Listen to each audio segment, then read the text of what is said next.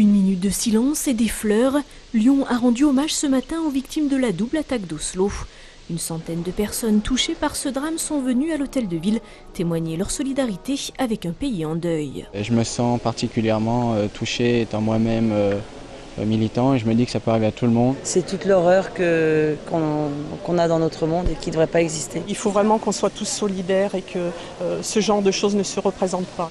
À plus de 1700 km des lieux de la tragédie, cette cérémonie lyonnaise qui a duré une demi-heure a été empreinte d'émotion, avec le sentiment qu'un tel drame peut arriver à n'importe quel moment et n'importe où. Demain, cela peut arriver dans un pays comme la France, dans une ville comme Lyon, et qu'évidemment il faut prévenir contre toutes ces idées qui peuvent amener un certain nombre de gens à commettre de tels actes. En Norvège, c'est à midi que le pays tout entier s'est arrêté pour observer une minute de silence en l'honneur des 93 victimes. Et à l'heure où l'auteur présumé des faits, Anders Behring Breivik, était entendu par la justice, le chagrin a fait place à l'incompréhension. En Norvège, nous ne sommes pas habitués à ce type d'événements dramatiques. Le peuple norvégien découvre son armée dans les rues d'Oslo. On n'avait jamais vu un militaire, alors qu'il y a une armée. Donc c'est vous dire l'état d'esprit et la culture de notre pays. À l'hôtel de ville, un livre d'or a été ouvert pour recueillir les mots et les pensées à l'intention du peuple norvégien. Il sera à la disposition des Lyonnais toute la semaine. À Vénissieux, les salariés de Véninov continuent leur combat. L'usine qui fabriquait de la toile cirée a été placée en liquidation judiciaire la semaine dernière. Depuis, les 88 salariés menacés de licenciement se relaient pour, disent-ils, protéger leur site. On protège notre outil de travail pour éviter que ce soit démonté et puis que ça parte on ne sait où. Nous, on reste là. On a toujours l'espoir qu'il y ait un repreneur. Il peut y avoir des camions qui viennent du jour au lendemain et dire, ou alors des huissiers qui disent nous on met les scellés là-dessus.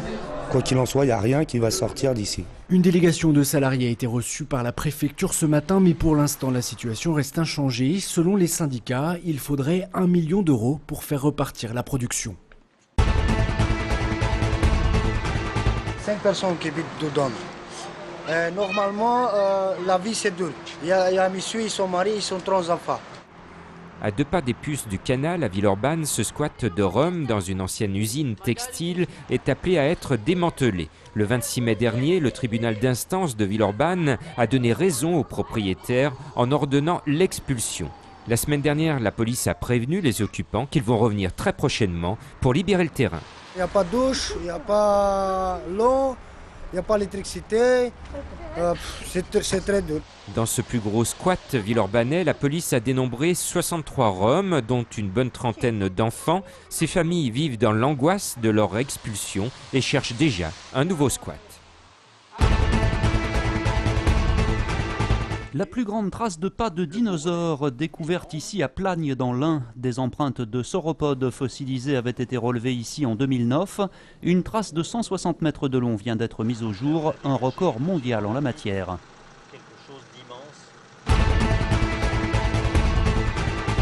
Première partie de notre série estivale consacrée au job étudiant et zoom ce soir sur une des clés pour une première expérience professionnelle, le brevet d'aptitude aux fonctions d'animateur, le BAFA. Vie quotidienne, connaissance de l'enfant, soins d'urgence. On commence à aborder la question des projets d'animation, c'est-à-dire de réfléchir un peu plus qu'une animation propre, mais de travailler justement sur une continuité de différentes animations.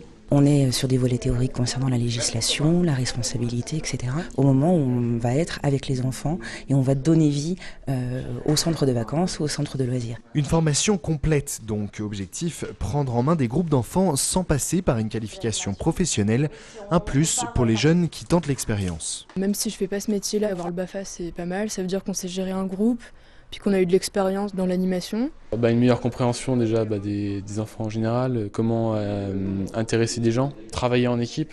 Être un amateur reconnu dans le milieu de l'animation, c'est une des qualités qu'offre le brevet, un brevet qui crée parfois des vocations. Au niveau professionnel, c'est toujours bien d'avoir le BAFA dans son CV, je pense. Après, si c'est possible d'en faire un métier, ça serait bien. Dès la fin de la formation, en tout cas, ils peuvent être en stage pratique et là être responsables en tout cas d'enfants.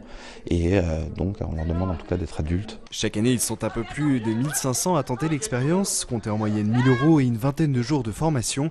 Le tout ne doit pas faire oublier l'essentiel. Faut être motivé pour tout le temps et jouer encore. Faut être encore un peu un enfant, peut-être, je pense.